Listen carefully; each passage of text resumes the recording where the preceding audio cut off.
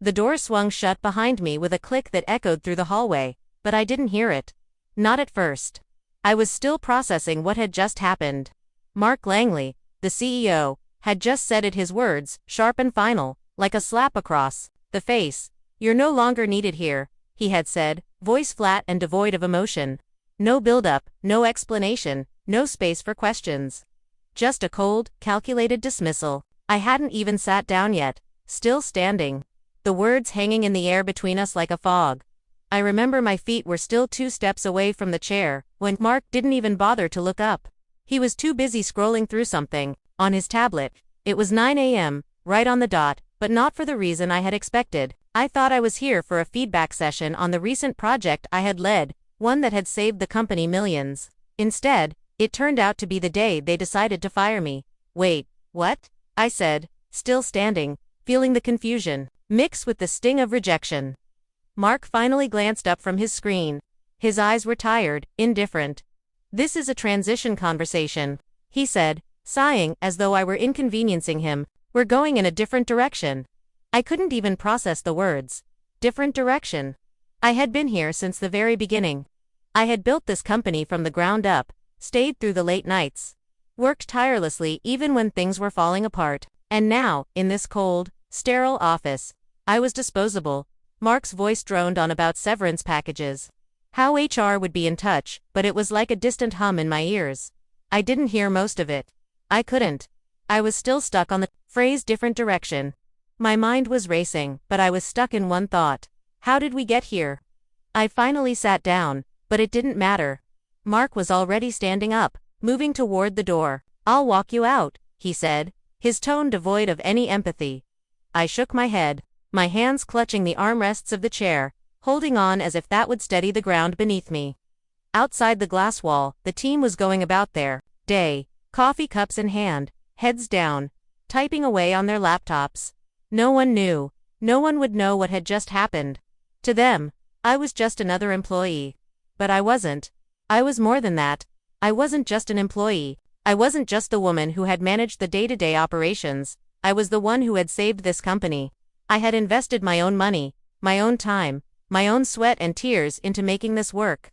And now, as I sat there in that sterile office, trying to understand how I had been reduced to nothing more than an inconvenience, it hit me. Mark didn't know who he was firing.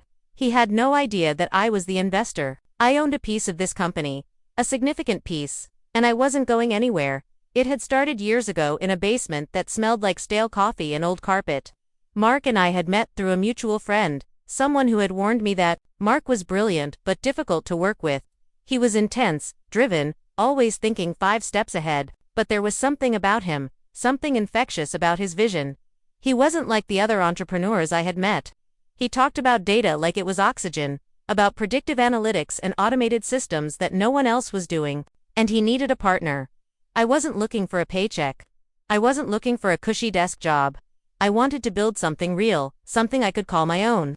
So, we sat in that coffee shop, filling out the registration forms for Reliant Analytics, and that's when it happened. Mark, the brilliant Mark, the visionary, couldn't put his name on the ownership papers. His past had come back to haunt him: legal issues, NDAs, accusations of misuse of funds.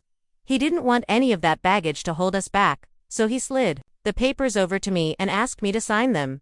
"You believe in this, right?" he asked, looking me in the eye. And in that moment, I did. I believed in us. I believed in the future we were about to build together. I believed in the dream. So I signed. I became the legal owner of Reliant Analytics.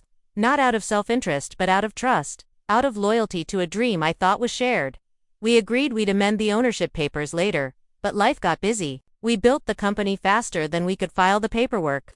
Clients came in, investors backed us, and by the time we hit our first big milestone, the idea of ownership amendments was nothing more than a forgotten afterthought, but I never forgot that signature. It had been a simple act, a simple decision made in a quiet moment, but it would come to mean everything. Because I wasn't just protecting the company. I was protecting a dream, and that dream, unbeknownst to Mark, was mine as much as it was his. The early days were brutal.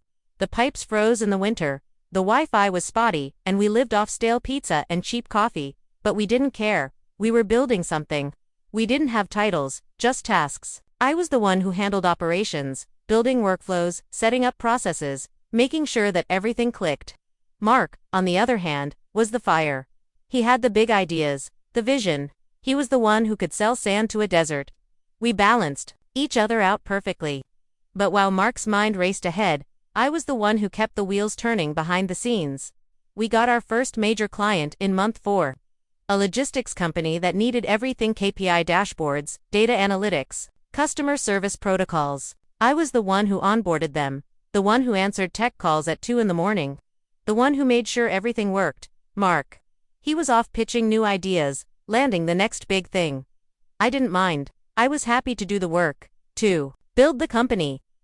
But when it came time for the investors to meet with us, I was introduced as Kira, who handles operations. That was it, just operations. I didn't say anything. I didn't challenge it. I didn't push back. I just did my job, but something inside me shifted. I kept telling myself it didn't matter. The company was growing. We were moving forward. But deep down, I felt erased. I remember the first time I saw the look on one of the investors' faces. He stopped me after a meeting and asked, "You're the one who keeps this place from falling apart, aren't you?" He said it like it was a joke, but I knew it wasn't. I had built this company from the ground up, and yet I wasn't seen as the one holding it all together. That moment stuck with me, but I didn't act on it. I just kept going. Then one day, I noticed something. My name wasn't on the email list. A project I had led for months, one I had personally brought in, suddenly had someone else listed as the lead. My name was nowhere to be found. I brushed it off at first, assuming it was a mistake. But the more I looked, the more I realized something was wrong. Files that I had created were now restricted. My user permissions were being changed without my knowledge. It wasn't just oversight. It was intentional. I started digging. I couldn't ignore it any longer. I found out that my user tag had been deactivated from the company's internal systems. Deactivated. Not downgraded, not moved, erased. Just like that, my presence had been wiped out. I went to the IT department, to Adrian, who I had worked with for years. He looked uncomfortable when I asked about it. He hesitated, then explained it away as housekeeping. But it didn't feel like housekeeping. It felt like a cover-up. A few weeks later, the final blow came. I had submitted my proposal for the coup role. It was perfect, well-researched, strategic, and scalable. I had put in countless hours on that presentation. And when Mark saw it, he said, "Looks strong." I allowed myself a breath. Maybe, just maybe, this was my moment. But then, the email went out to the entire company. The announcement for the new coup. It wasn't me. It was Claire, the new hire from marketing. She had been with us for 6 months. And she had just taken my role, my position, my work, all of it. I was furious. But I didn't show it. I didn't make a scene. I didn't storm out. I just logged into the system, pulled my files, and made a backup. That's when I knew. They had erased me. But they had forgotten something. They had forgotten that I was the investor. I owned this company. I didn't make a scene. I didn't yell. I didn't cause a fuss. Instead, I contacted my attorney, Michael Talbot. He had been with me since the beginning. And we got to work. It turned out, Mark had made a fatal mistake. He had never filed the official ownership transfer. I was still the legal owner of Reliant Analytics. Technically, he had no authority to make executive decisions without my signature. All those contracts he had signed, everything he had done, in my absence was now in jeopardy. I had the power to challenge everything, to make it all unravel. And that's exactly what I did. The next morning, I walked back into that building, not with anger, but with quiet, precise control. I didn't need to raise my voice. I didn't need to scream. I just needed to remind them of the truth. The truth that they had ignored for years. I met with the board. I laid out the facts. I presented the legal documents. And when I was done, I didn't have to say anything. The silence spoke for itself. I didn't need revenge. I didn't need to humiliate Mark. I didn't need to prove anything to anyone.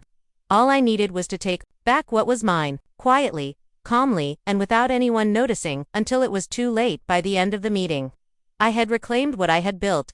I had reclaimed my place. Not through noise, not through drama, but through the simple act of standing up for what was rightfully mine.